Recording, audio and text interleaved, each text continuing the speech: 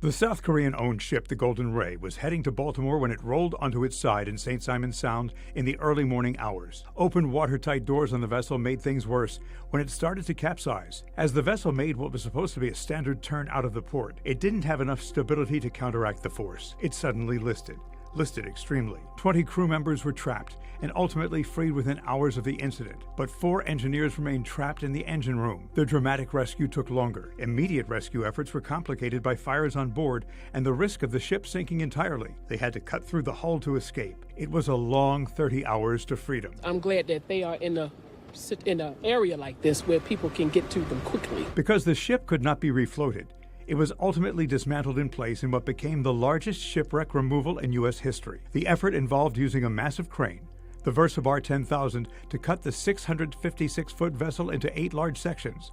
The final section was finally removed in October 2021.